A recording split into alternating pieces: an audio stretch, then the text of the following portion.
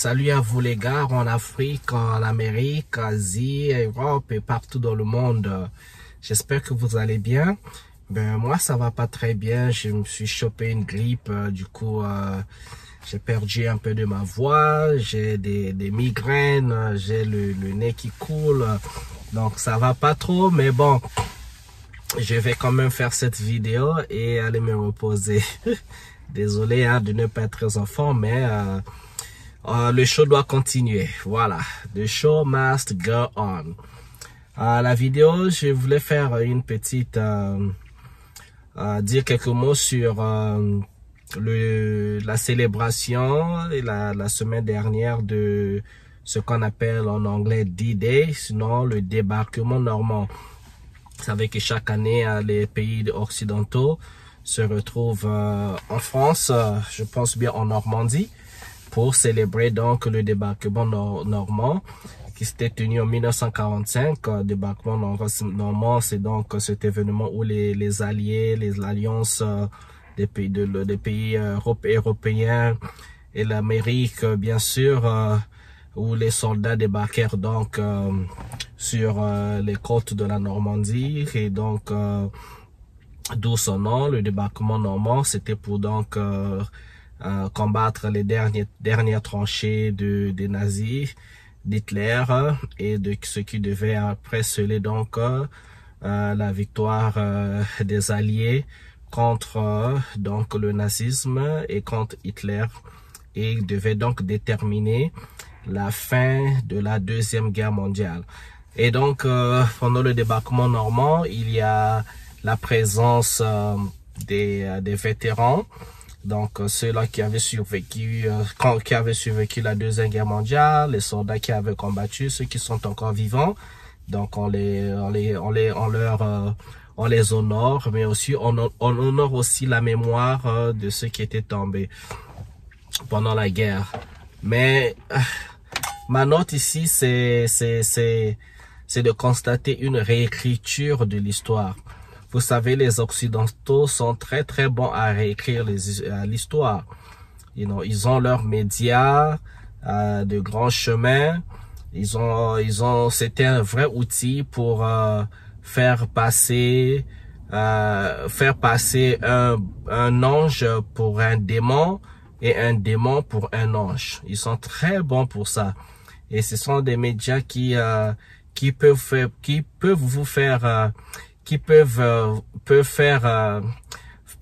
en sorte que l'oppressé aime son oppresseur, et qu'un oppresseur, comment dire ça en fait en bon terme, oui c'est bien ça, les médias peuvent faire en sorte qu'un oppressé aime son oppresseur, et que la vie du public soit par exemple pour quelqu'un qui oppresse. Donc c'est une autre façon de dire faire passer un ange pour un démon et un démon pour un ange. Et c'est ce qu'ils font souvent. Et on a vu les discours de tous ces gars, et notamment Joe Biden et encore le président français Emmanuel Macron. Mais on va remarquer l'absence de la Russie. Donc, ce qui est curieux quand même, ça fait bizarre. Les gens en apprennent pas, c'est surtout les Européens, ils apprennent vraiment pas de l'histoire. Parce que faut pas oublier que la Première Guerre mondiale, c'était déclenché par les Européens. La Deuxième Guerre mondiale, la même chose, déclenchée par les Européens. Et si on fait pas attention, on va aller à la Troisième Guerre mondiale. Et cette Troisième Guerre mondiale sera encore une fois de plus déclenchée par les Européens. Et donc, on va parler de l'absence de la Russie.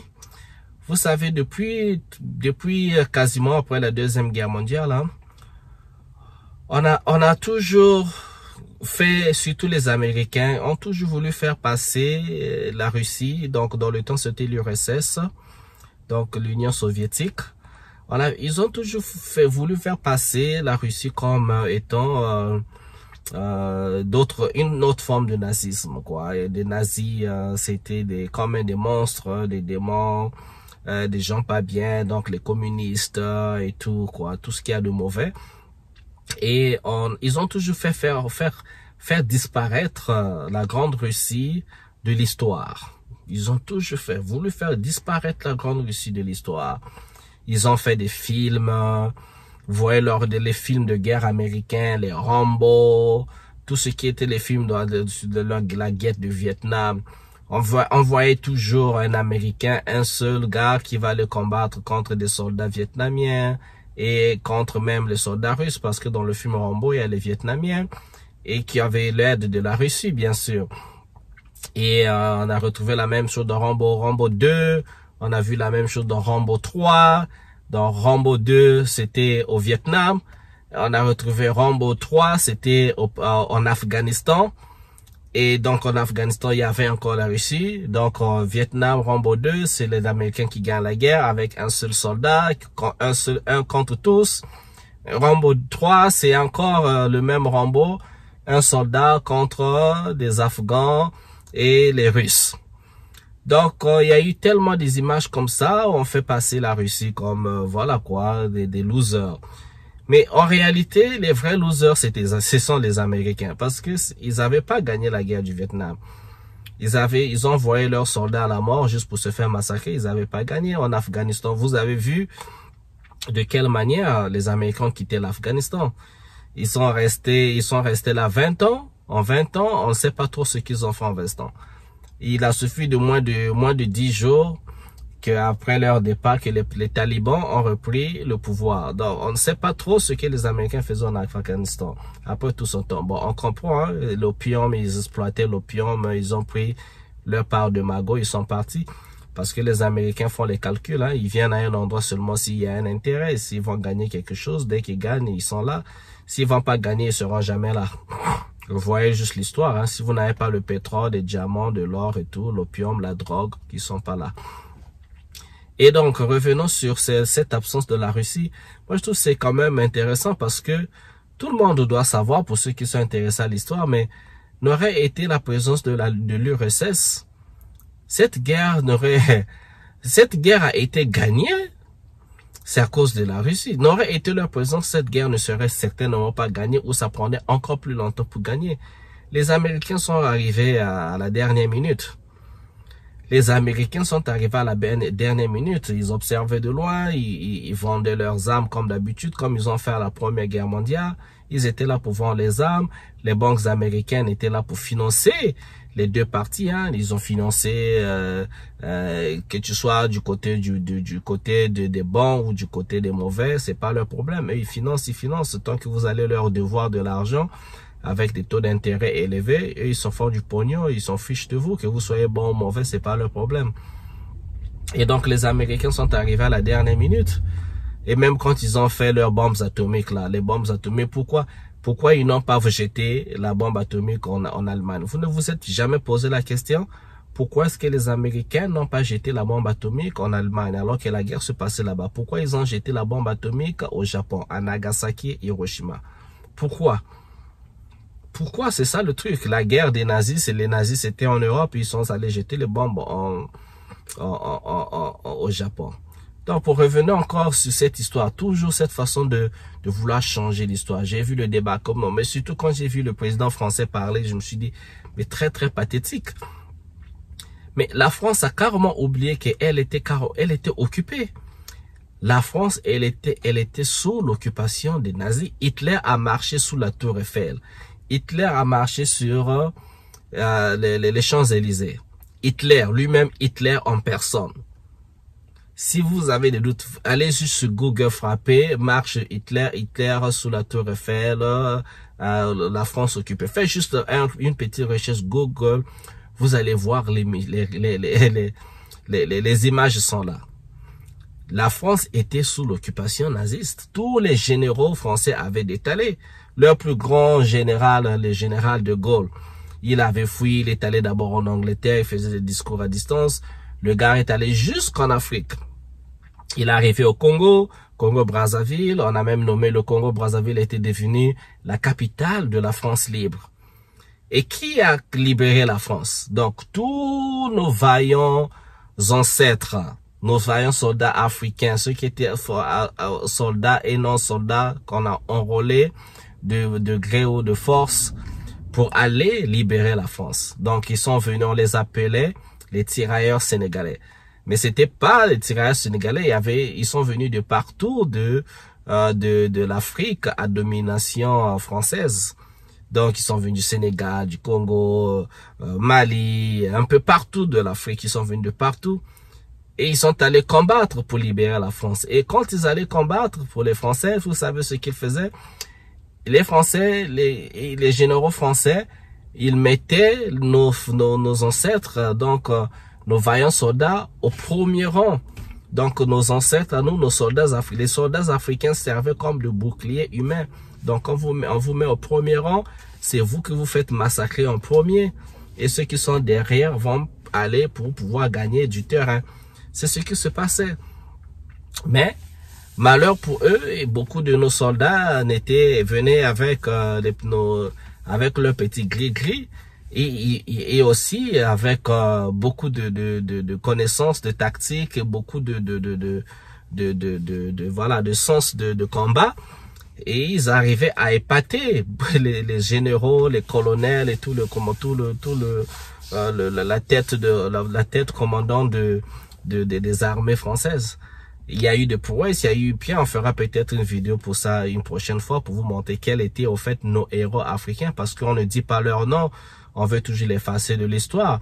Quand vous avez vu, après quand la guerre est finie, contre la France, les soldats africains et plutôt les soldats français, l'armée française a fait un défilé, les Champs-Élysées, pour donc célébrer la victoire de la guerre. Vous avez vu qu'il n'y a aucun soldat africain à marcher avec eux. Ils ont carrément effacé les soldats africains pour ne pas que les gens disent ouais, la victoire, s'ils ont gagné la guerre, c'était à cause des Africains. Ils ont gagné la guerre, c'est à cause d'eux. Donc même les soldats qui les ont aidés à faire la guerre, à gagner la guerre, non, ils n'ont pas eu droit à apparaître, à défiler avec eux, parce que là, ils étaient redevenus des nègres. C'est tout simplement ça.